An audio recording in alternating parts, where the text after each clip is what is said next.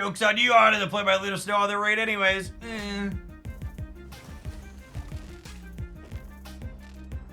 the might of Asgard. Union.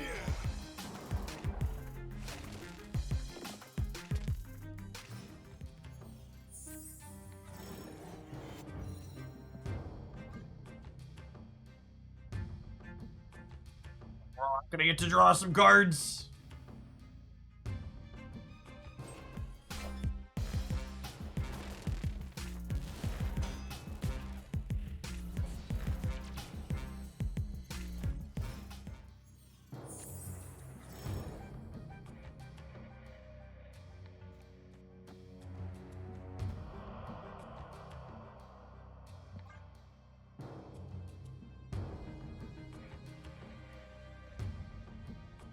I'll be doing Pocket again next week when the new cards drop.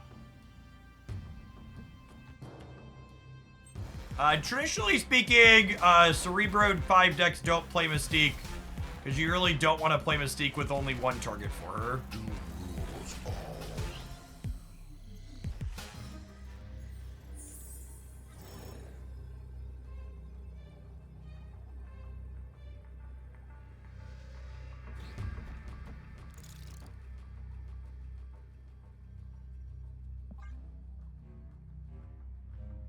Why would I be stocking up hourglasses, chat? Just whip out my extra wallet and tap my credit card. Opponent snapped. Ain't nobody got time to free to play stuff.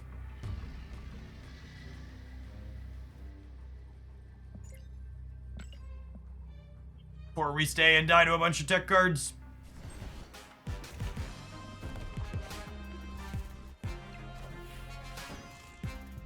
Oh my goodness, did they draw both their hammers? No, they didn't. They didn't play around Cerebro.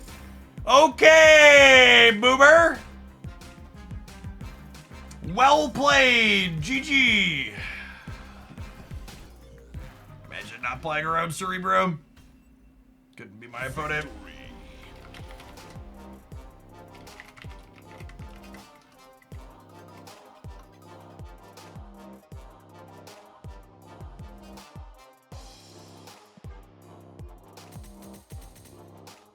Classic Boomer Snapper losing to the card my deck is named after.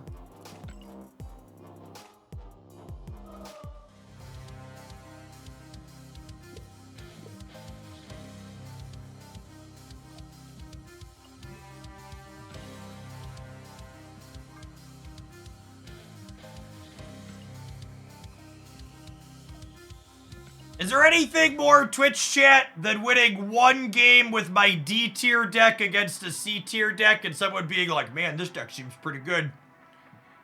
Seems better than that other one. We beat the Beta Ray build deck. We might be on to something here.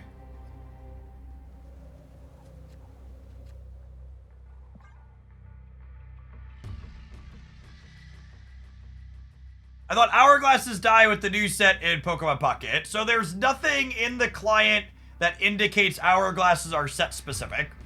So pack points are very clearly indicated as set specific, but the current speculation is that hourglasses will be set agnostic.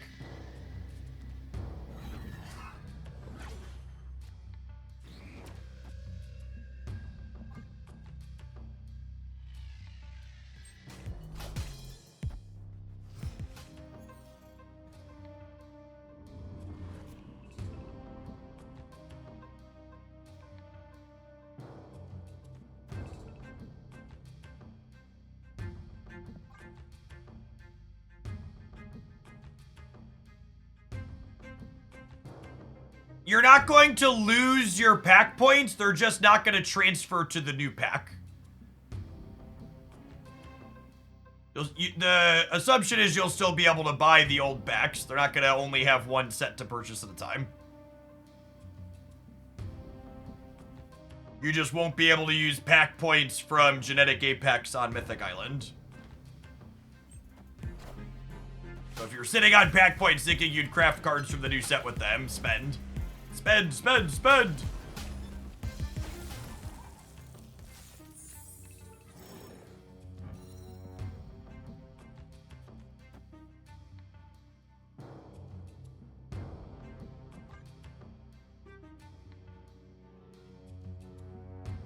Buy my second Wiggly EX. The Wiggly EX deck I showcased put up another result in a community tournament this week. Someone went 9-3 with it in one of their events.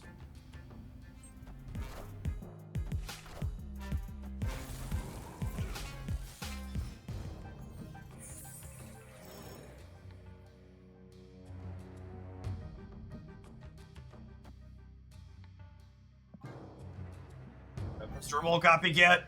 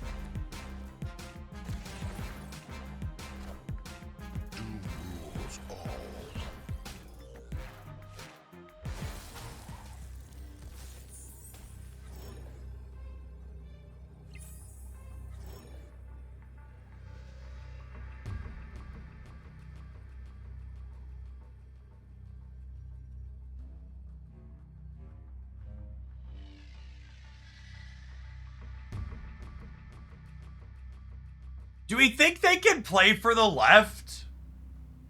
Or do we think they're dead there regardless? They're down 6 and we're gaining 4?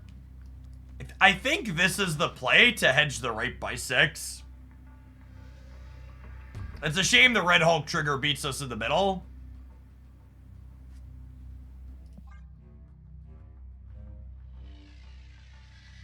Yeah, I think they're dead. Victory.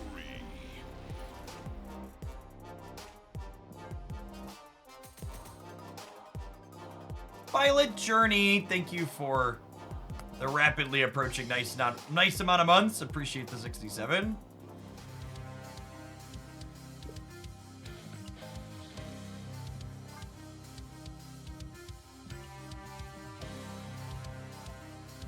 Two in a row, gamers. Adam Warlock is cracked thumbnail incoming.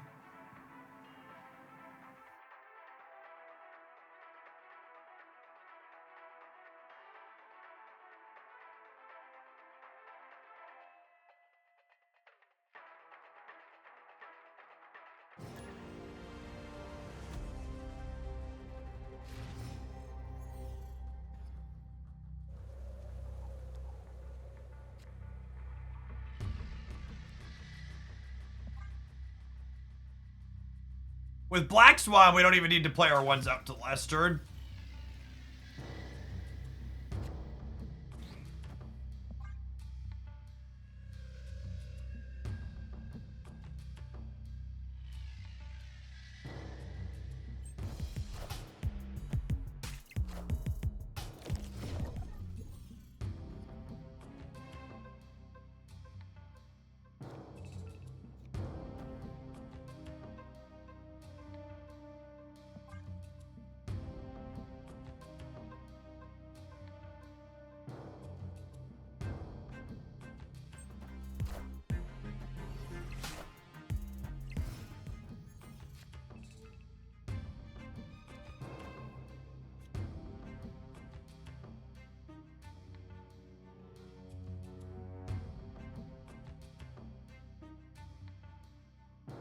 Is 28 everywhere enough?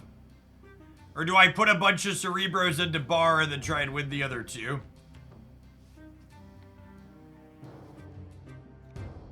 It's this.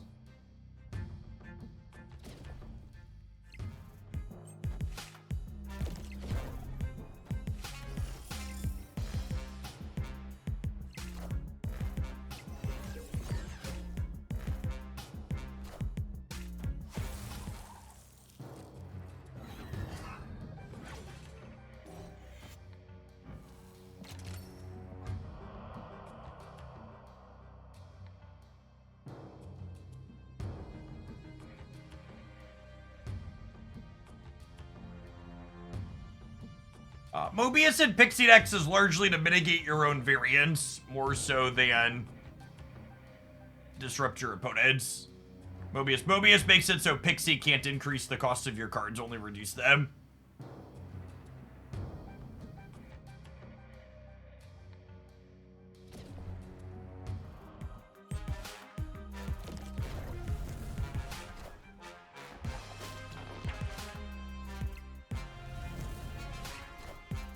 I am the Sorcerer Supreme.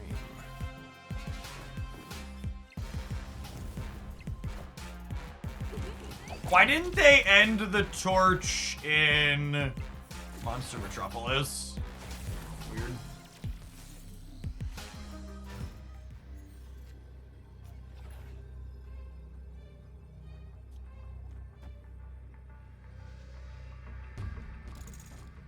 I guess it's technically correct to play these out, huh?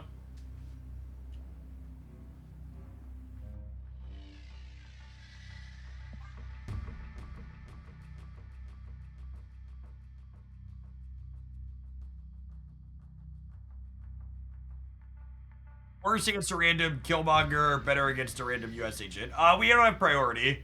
And they are actually a US agent deck fairly often. Oh, we have Luke Cage though. So agent doesn't matter.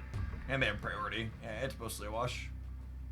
This is better against an Alioth on the right, yeah?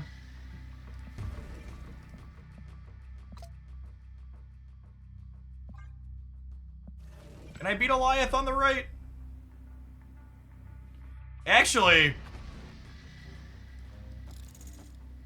is this ideal against Alioth? They never Alioth middle, yeah? This is ideal against Alioth. This fills everywhere still. Yeah. Figured it out.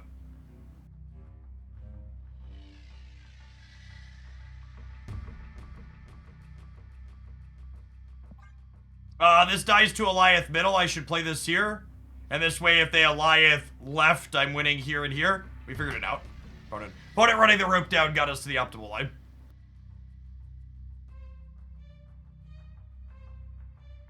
This beats Alioth at all three locations.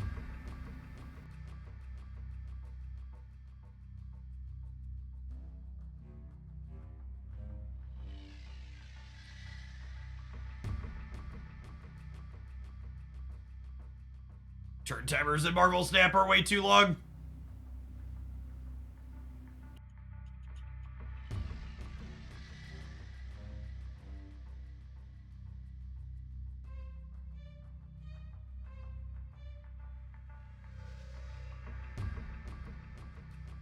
Pocket set released on the 17th.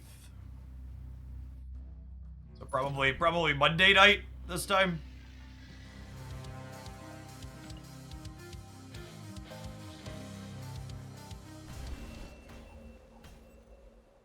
Victory.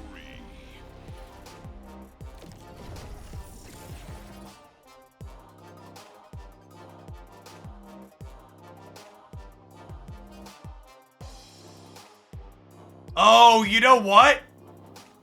I don't think they were griefing us. I think their client crashed. Half the time when you drag something off Madam Web, the game disconnects and they didn't get back in. They moved Human Torch off of Madam Web and did nothing else. Opponent wasn't griefing us, wasn't spooky. Marvel Snap's just bugged. Oof. Oof size, large.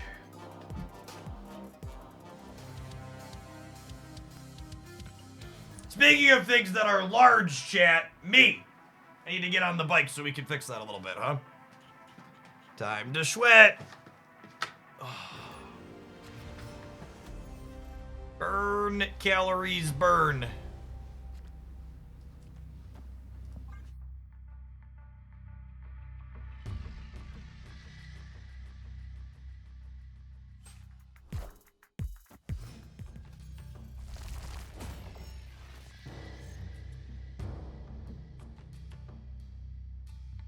Sinister 2 games in a row. Wake up, sheeple.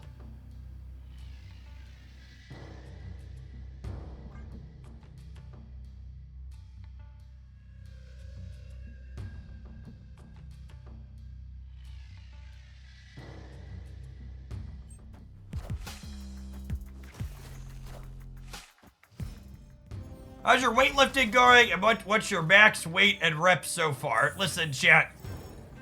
I don't stream on Twitch.tv to be ridiculed about my physical prowess, okay?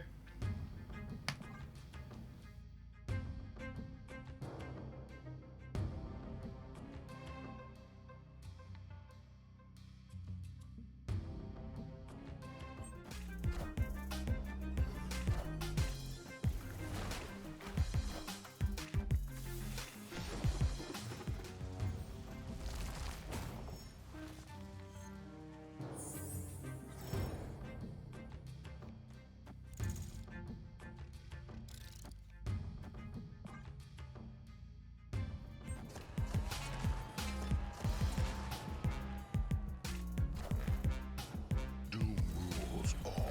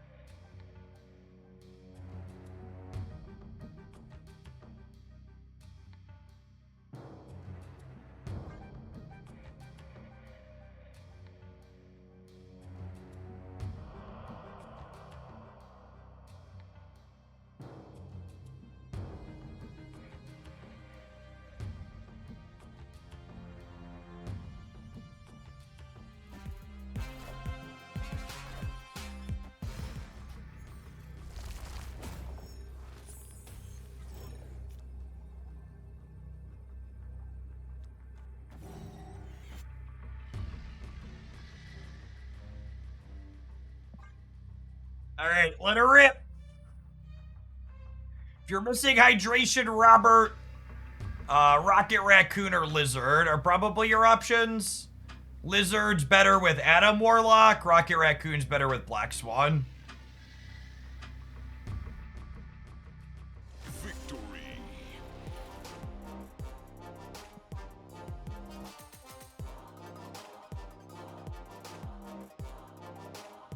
Unfortunately, I'm here to tell you that if you want to play this particular build, Luna Snow's probably not optional if you skipped her. Luna into Adam is one of the ideas here to make him less embarrassing.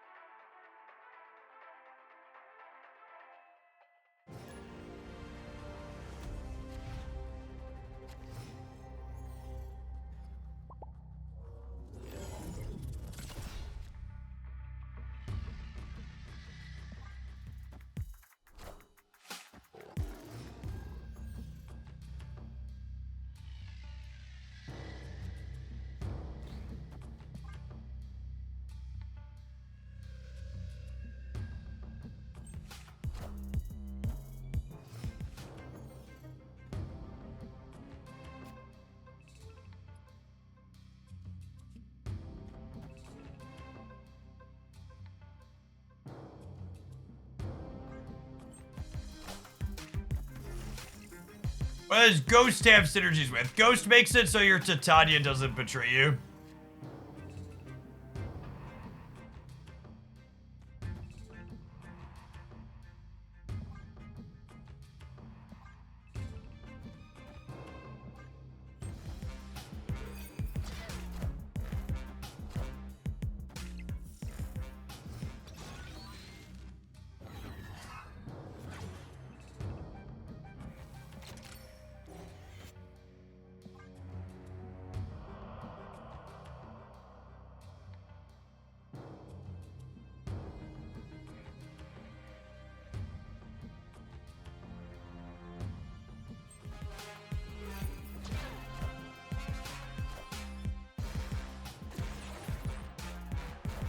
I'm about to get rocked by a brood on the left, aren't I?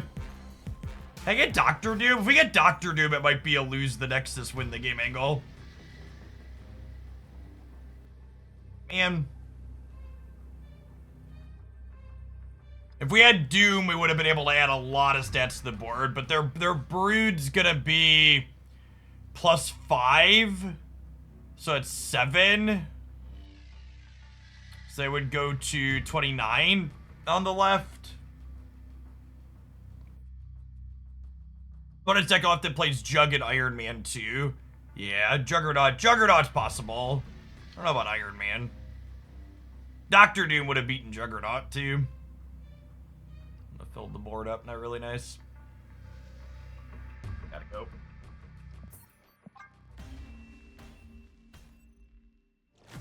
We send them to Tanya. They get 1 fewer broodling. They have priority because we have Ghost.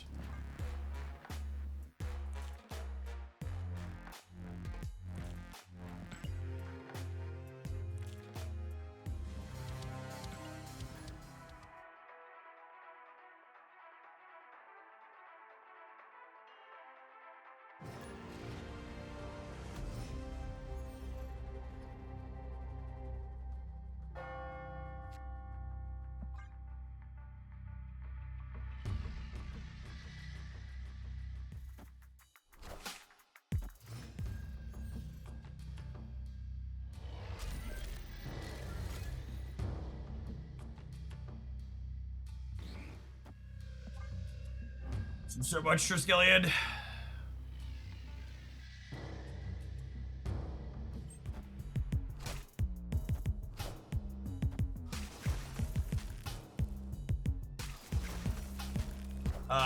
Actually doesn't matter, because Black Swan is going to make this free. Road, please! For the love of God, my family is dying. I'm just trying to play out my Marvel Snap cards, bro. Please. I beg of you.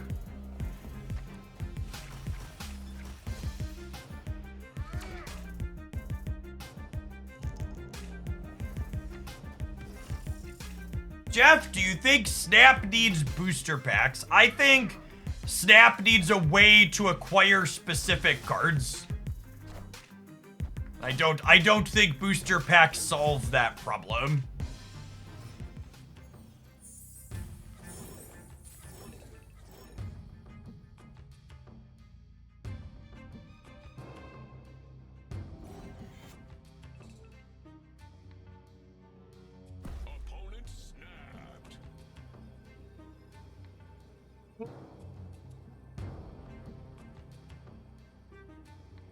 Have to go. We lost the Cerebro.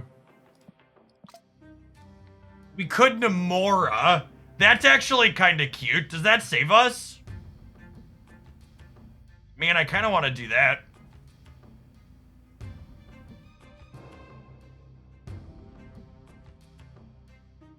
Not trying to be a smarty pants, but can't you acquire specific cards by waiting in the collector shop?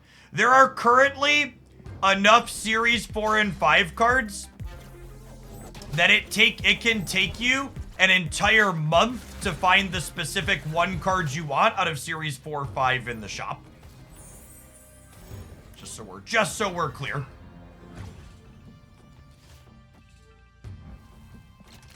Also, that's incredibly expensive. It's loosely $50 a card per Series 5 card that you want. I have a video formally talking through the details a little bit. But one of the biggest problems with Marvel Snap right now from an onboarding perspective is, let's say I have a new player who's here because they watch me play Pokemon Pocket, and then they're like, I like Jeff, so I'm going to check out this Marvel Snap game. I've never played it before. And they say, Jeff, Marvel Snap looks sweet. I enjoy getting Shang-Chi'd.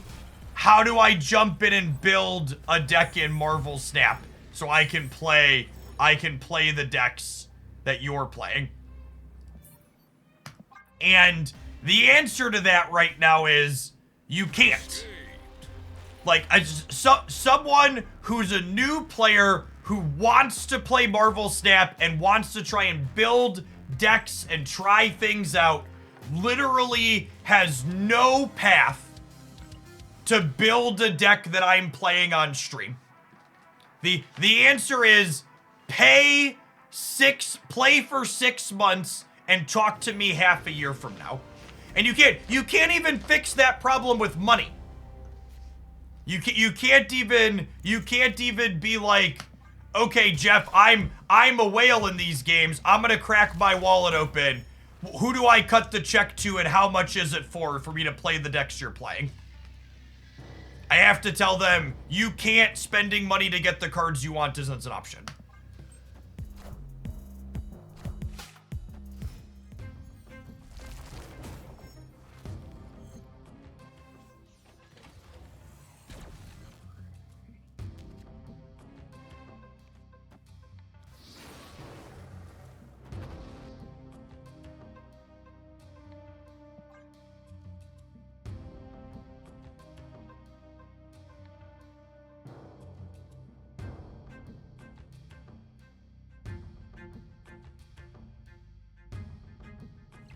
Yeah, if you're like a casual gamer and you're just like, want to play a sweet superhero card game, Marvel Snap's a fine sweet superhero card game. Like, I honestly would believe Second Dinner if they said, Jeff, we've got new players coming in and new player acquisition isn't a problem. I bet from the casual card gamer perspective, they're just like pushing buttons and playing with superheroes that you like. Marvel Snap seems like a fine game that's probably structured in a way that's very reasonable for most people. But from you're a gamer that consumes content, Marvel Snap's an awful game to consume content for a long time. Because you're gonna be so disconnected from it for a long time. I'm gonna stay because I'm a Luke Cage deck. They're probably a Valkyrie deck.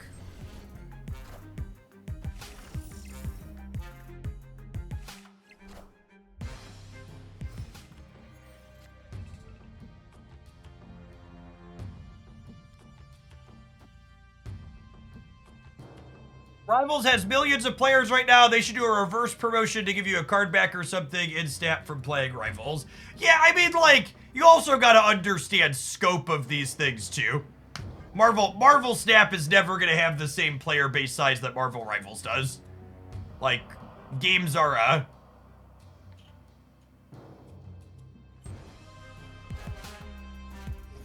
card games are just such a smaller space than real video game.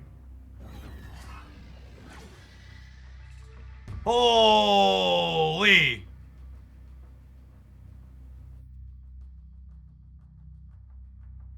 Well, that's potentially adorable.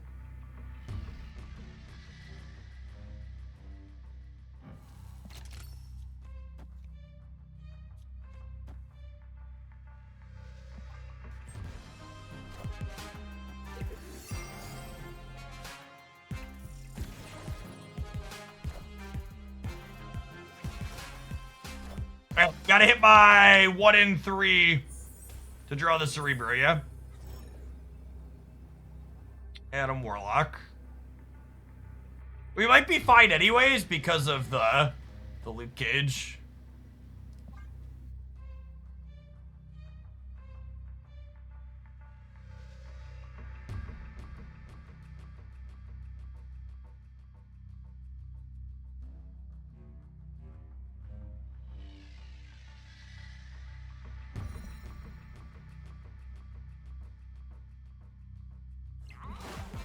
Oh, Ant-Man would have lost us a Cerebro bonus anyways. Yeah, good call. I am Iron Man. We know they don't have Mystique, right? Or are they just gonna be at 20 points in the middle? They're just gonna be at 20 points in the middle, yeah? Yeah, Ant-Man with Valk ends up missing our Cerebro anyways. Yeah. Rip.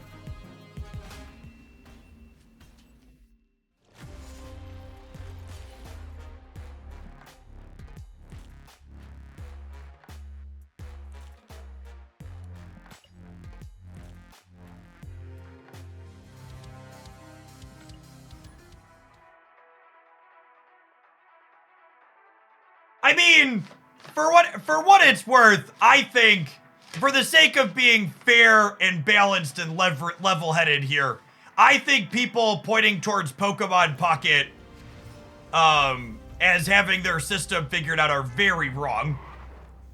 In fact, once we find out how many cards are in Pocket's mini set, I'm gonna be putting together a video talking about how Pokemon Pocket's economy doesn't functionally work once they have multiple sets unless trading works really well.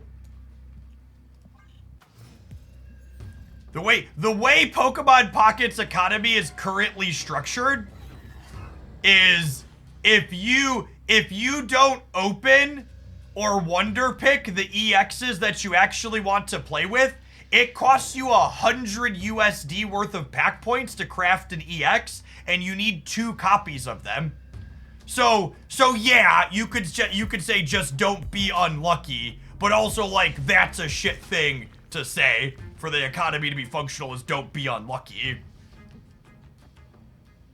Opponent snapped. Trading is gonna have to do some heavy lifting in making the Pokemon Pocket economy functional.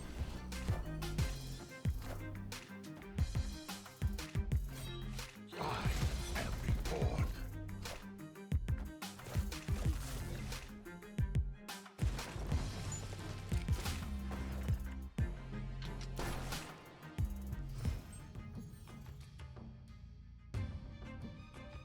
Ooh, this is nice. Because they lose the bonus.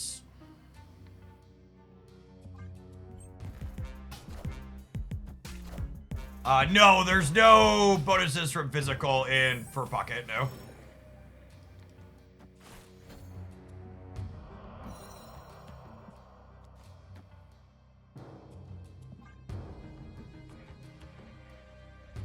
Yes, once there are multiple sets, pack openings get diluted even more.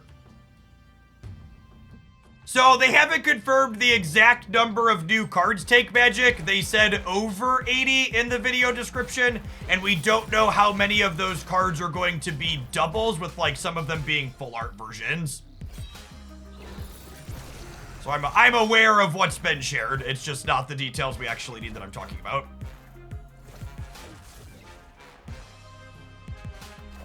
Yes, that's true too. It's very possible that Pocket just has endless power creep and the only cards that are playable in Pocket are the ones from the most recent set.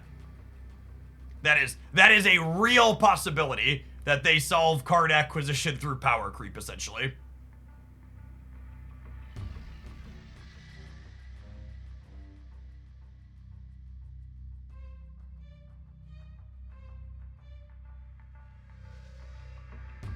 Doom plus Titania. Doom plus Titania is worse than just doing this, yeah? The problem is I don't know that I expect either of these lanes to hold if I do this.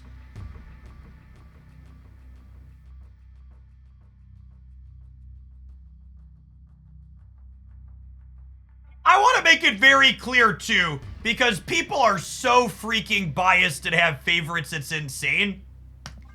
I want to make it clear that when I'm talking about Pocket here, I like Pokemon Pocket, and I want it to be successful, just like I like Marvel Snap and want it to be successful.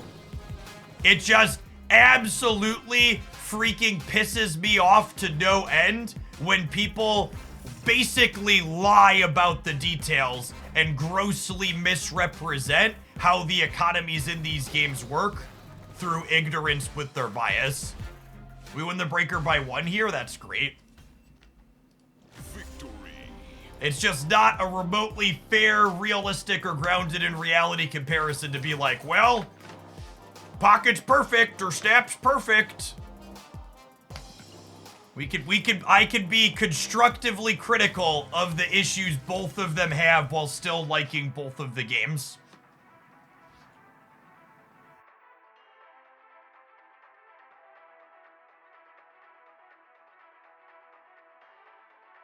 Is there no better card we can slot in for Adam? Unironically, Luna Snow into Adam Warlock's been kind of okay. Hydra Bob and Martyr, also pretty good with Adam Warlock. No cap. I also want to make it very clear, I would be surprised if this deck is good. I want to make it abundantly clear I am not expecting this deck is good. But Adam Warlock's been fine in it.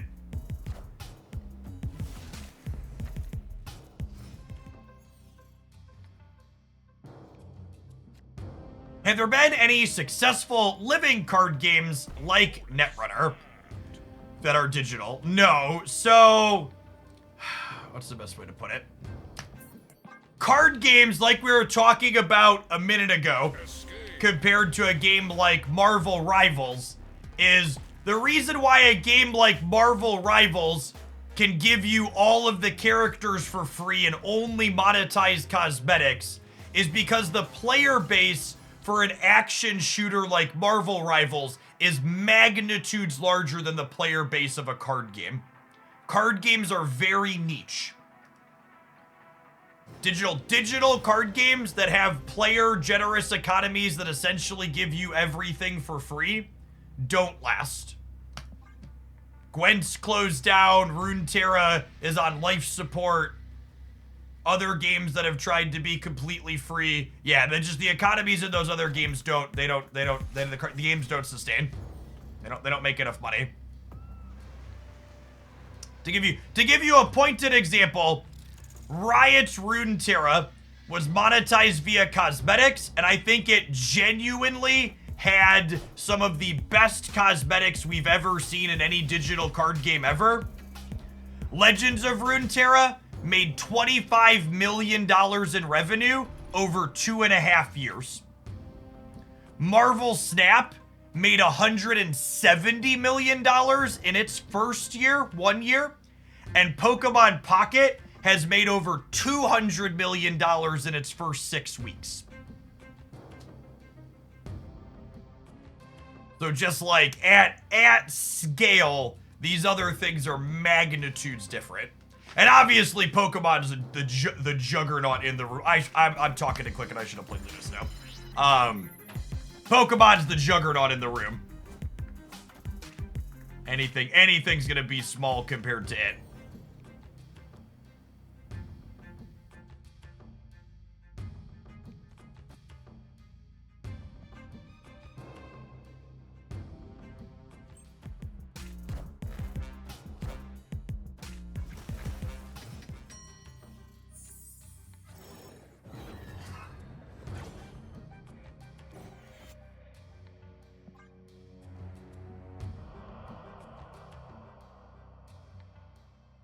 Opponent snapped.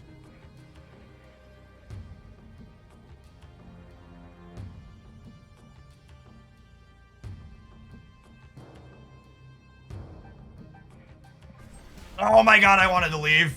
We are the future. It didn't give me enough time. And this is something I've asked for that I really wish they would implement. Since they added the ability to unlock the turn, it is not enough that they just extend your timer when you get snapped. When you get snapped, it needs to unlock your turn timer. It's so annoying that I have to be right on top of it. You know what else is kind of annoying, chat? Adverts, but they pay the bills. We'll see you in 120 seconds. We're gonna play some more of this Adam Warlock Cerebro 5 deck when we return. Thanks for hanging out. Don't go anywhere.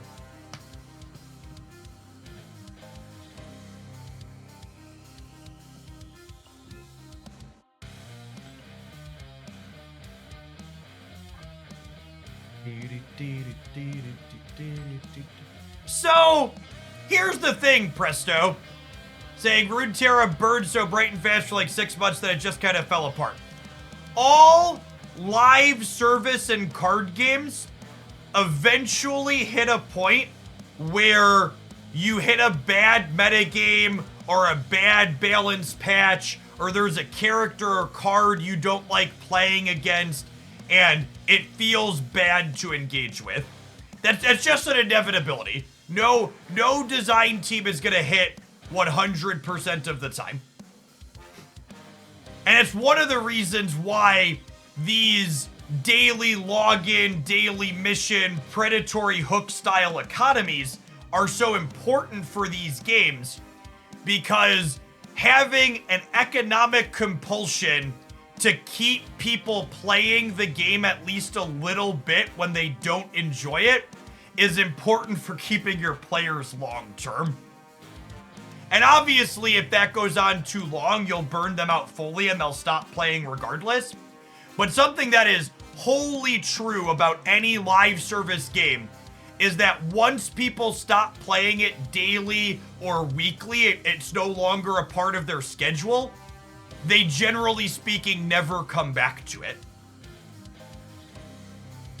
And a lot of these games have some catch-up mechanics or returning player incentives to like get some people back on occasion, but that's definitely the case across the board. The economy is an important part of the game as a whole to keep people hooked in, so when they're at a low point, they still engage a little bit so they don't check out altogether and never come back. And that's one of the issues the games like Runeterra that had really player-generous economies had, where it was like, okay, I'm not liking this metagame. I have enough resources saved up to craft the next set and a half, so I don't need to keep playing to collect rewards. And then you check out and stop playing, and then you just never come back because you checked out, and once people check out, they often just don't come back.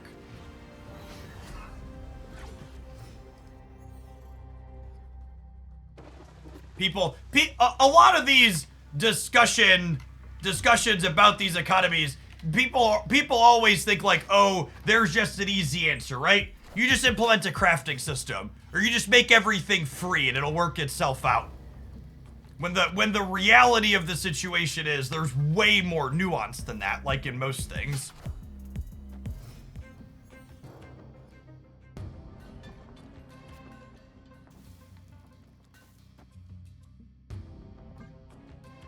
All right, not a Cerebro game.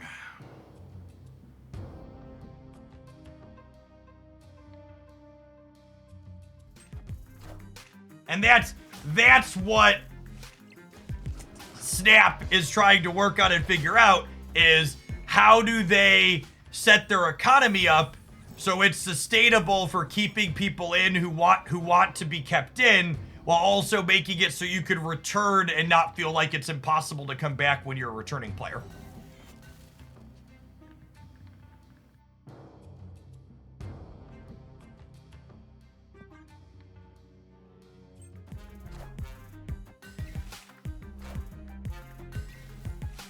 Yeah, to talk about Pocket, for an example, that's actually a question I don't know the answer to, Winmagus, but it's what I'm going to be interested to see. Pokemon Pocket's economy is very unique in that you don't have to actually play games in Pokemon Pocket to keep up with their economy.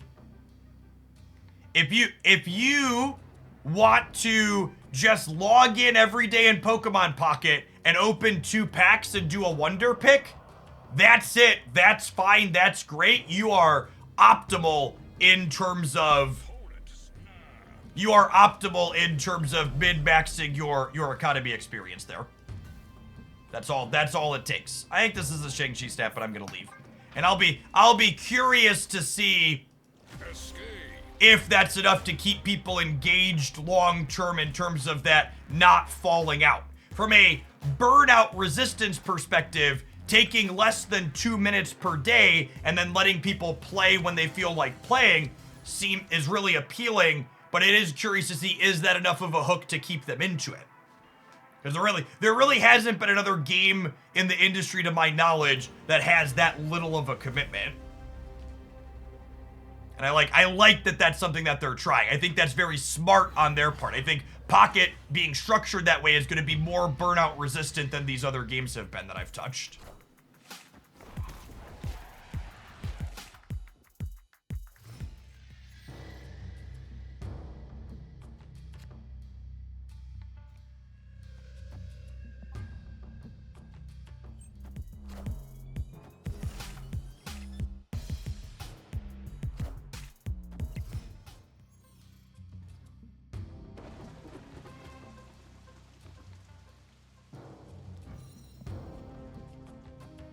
Not a Cerebro game, gamers.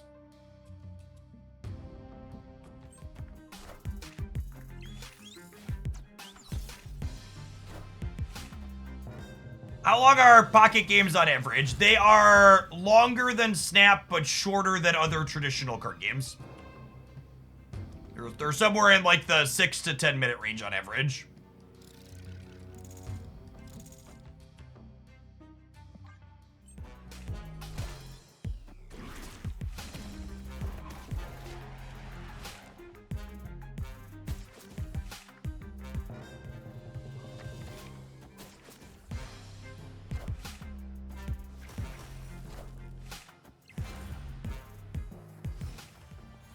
It's not bad. It's fast for a traditional card game.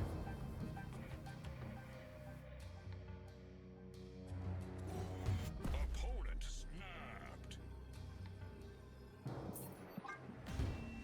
We had a few good games with this to start, but it's been falling apart the more we play and, believe it or not, experience some more location and matchup variance.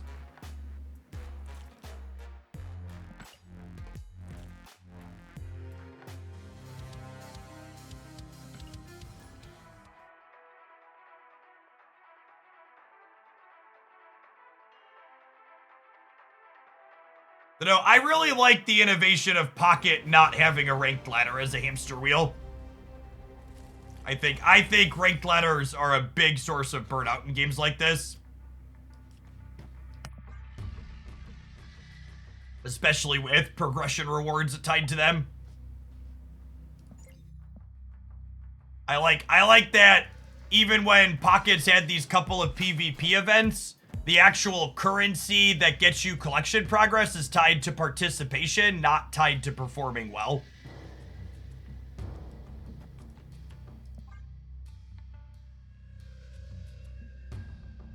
I don't know that I intend to play Cerebro 3. Does not seem very good. There's other things I'd like to try. I think we're gonna do Misery Thors after this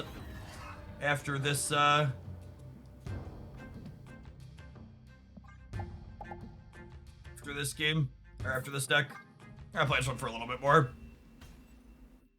Escaped. I got Bob. Would you recommend Wiccan or Ajax deck? I would have recommended Wiccan or Ajax before Bob. But since you already bought Bob, yeah, Wiccan's an interesting card and part of one of the best decks in the format. Wiccan is like probably one of the best non-Nico pickups in the game.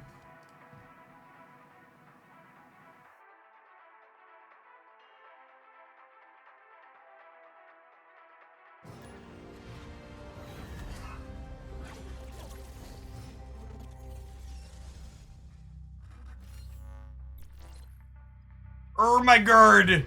With the copycat Wiccan, do I play Titania on curve? I totally do, yeah.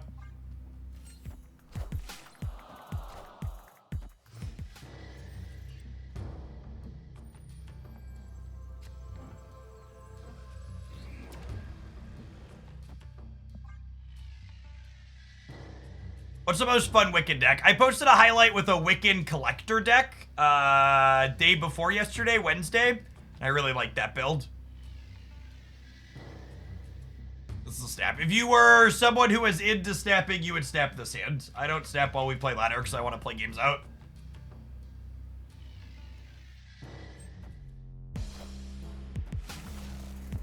Yes, we would have. If you were snapping, you would have snapped on one when we drew the Black Swan to guarantee the Wiccan.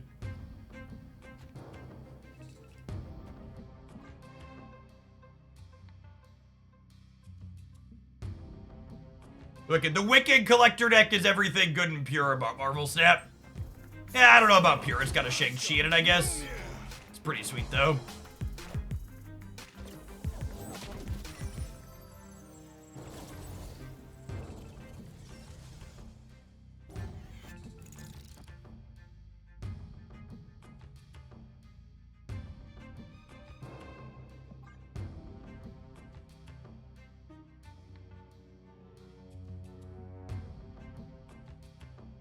Oh, Valhalla highlights the cards it's gonna re-trigger. I hadn't noticed that. The Thor shuffled the Wiccan to the top of their deck. What a lucker.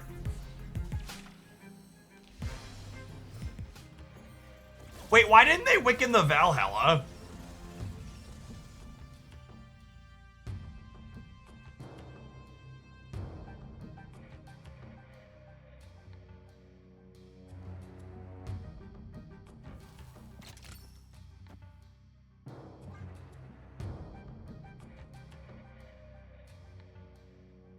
They were scared of a tech card? Yeah, that's fair.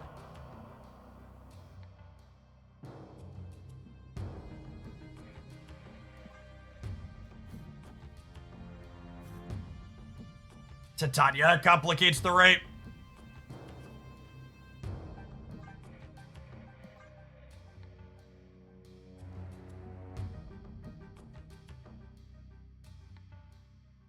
I beat Wiccan. I beat the Diner last season with Dino Gore tech cards. Yes. Wiccan is good enough that it can help you win the game even if you're playing bad cards like Devil Dino. That is accurate.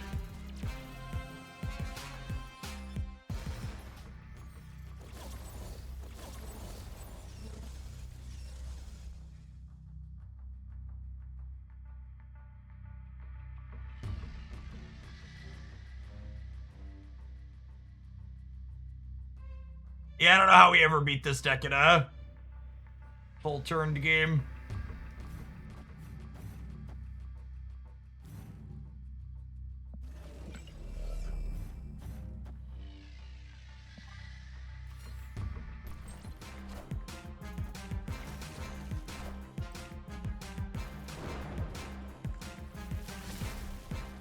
They're drawing... They drew 3 0-cost cards there.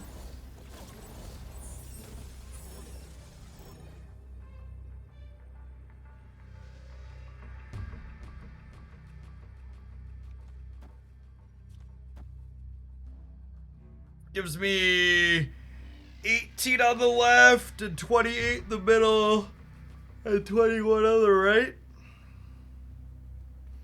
I think we could win the game. I'm gonna stay.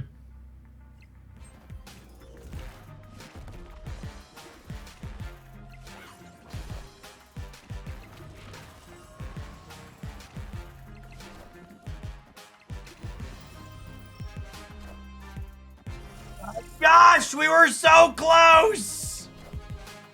We were so close! Yep.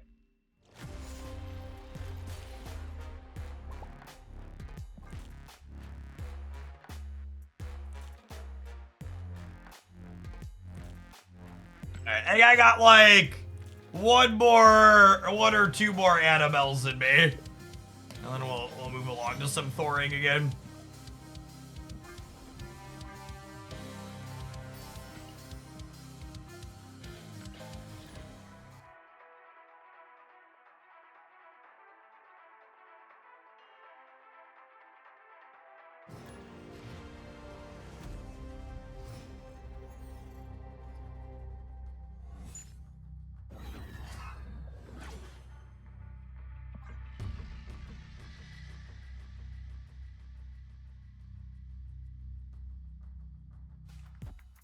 No, Jane Jaw's still terrible, Sarek. Stats are real mediocre. We spent the first hour this morning playing that. And I'll probably post a highlight with it because people are gonna ask to have reference, but yeah.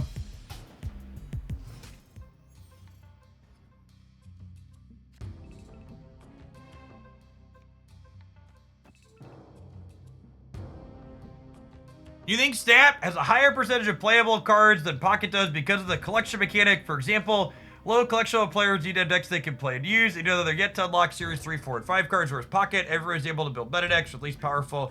I mean, yeah, I expect long-term Marvel Snap will have way more playable cards than Pocket. Games like Pocket that rely on booster packs, generally speaking, print a lot of what's called pack filler, just chaff to make people open for them.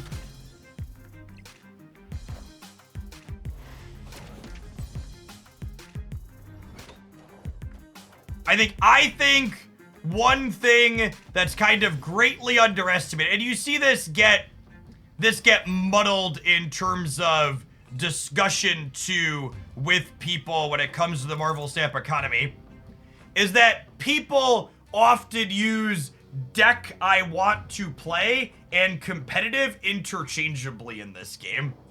What do I mean by that? What I mean by that is you don't need the latest and greatest cards to be successful and climb the ladder in Marvel Snap. It's also way more fun, though, to have the latest and greatest cards when you play a game like Marvel Snap, though. I have an extra energy because Copycat is Psylocke. So people often misconflate I need these to be competitive when they actually mean I just want to play new sweet things. I'm bored of what I have. And for what it's worth, I think that's a reasonable position to have. I think I wish I could play more new sweet things because playing new things is sweet is very reasonable. And I'm empathetic to that.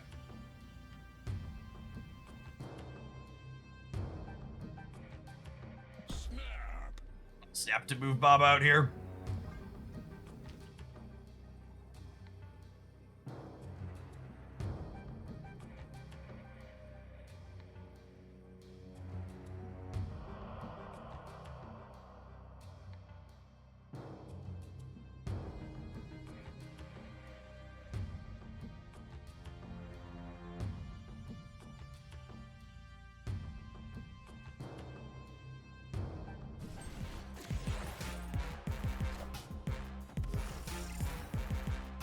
Did we turn on Black Swan? I believe so.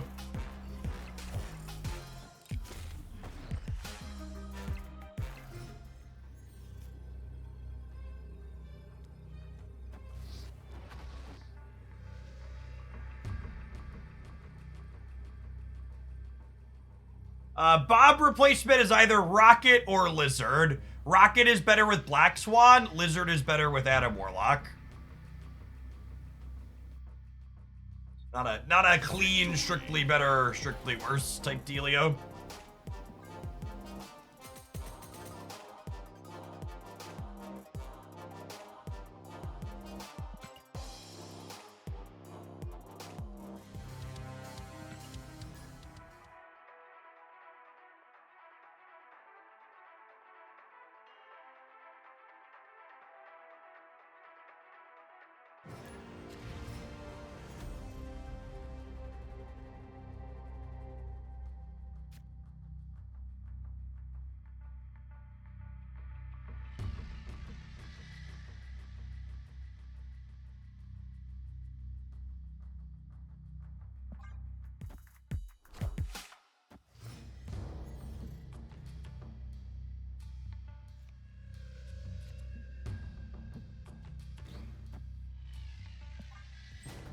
Yeah, I agree with Gap, actually. I would be really surprised if the average Marvel stat player in the general population doesn't enjoy tech cards.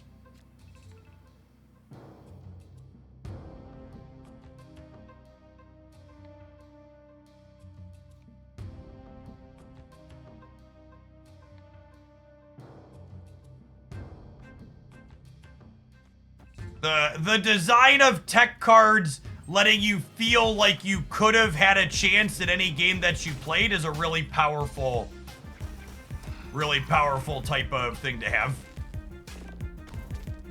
No, I don't even think it has to do with specifically a joy of liking kicking things. I think it has to do with just conceptually feeling like you have a chance at any game that you played because you could have drawn your tech card to help you.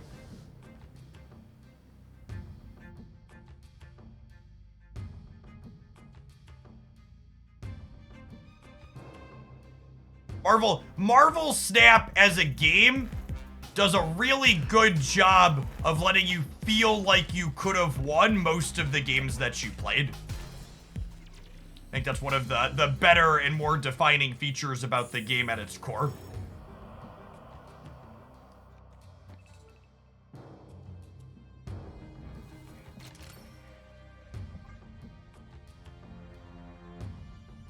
If Second Dinner had nerfed Silver Sable, do you think Bob would have been such a meta powerhouse? No, I think Bob would be played a lot less if Silver Sable was still a 1-5.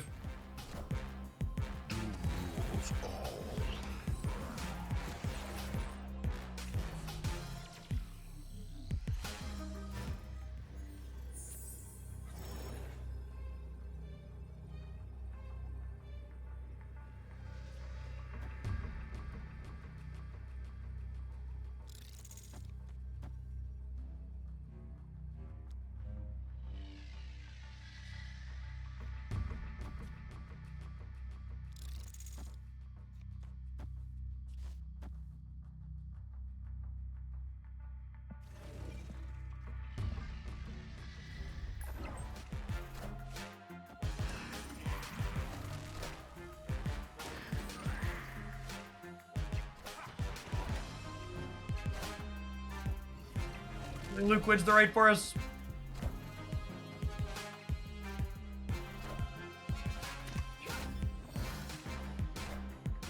We are the future.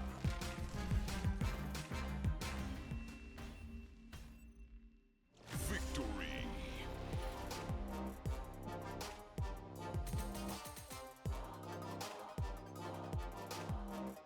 Luke is a very good Marvel Sap card.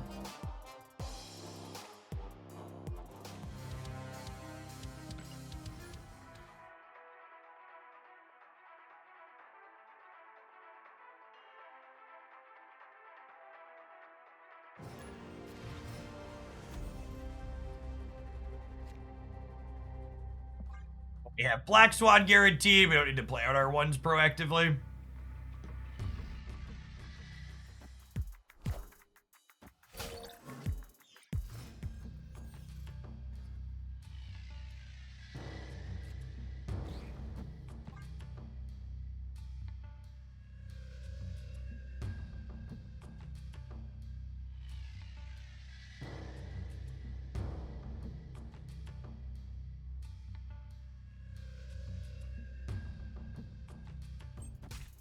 Yeah, series drops went live on Tuesday with the patch, and OTA went live yesterday afternoon.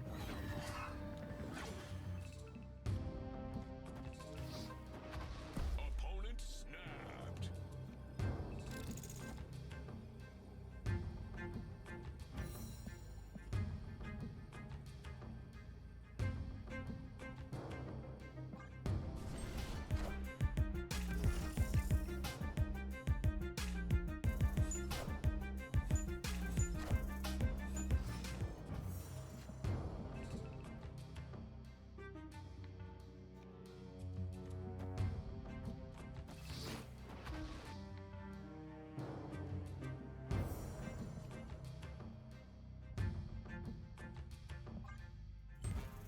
My body is ready to get Enchantress here.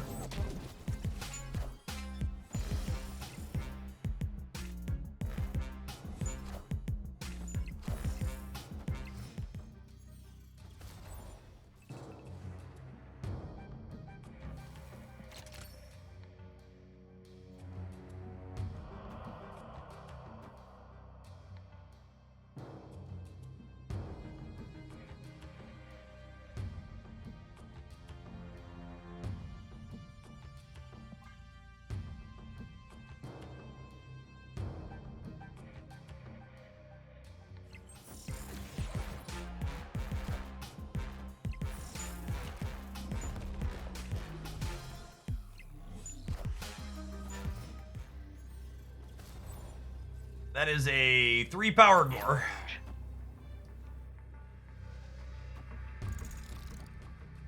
Not a bad last turn. Nice full board here. Victory. Erishim still has one of the highest play rates on the public tracker, and it still has a very solid win rate metric inside of that. Also, if you're someone new to Marvel Snap and your cards getting nerfed a week after you buy them bothers you, you should make sure you keep the OTA schedule in mind. We know the OTA dates for the next 2 months through the end of February. I'd recommend not spending collector's tokens on cards the week before them, if that's going to bother you if something gets adjusted that you just bought.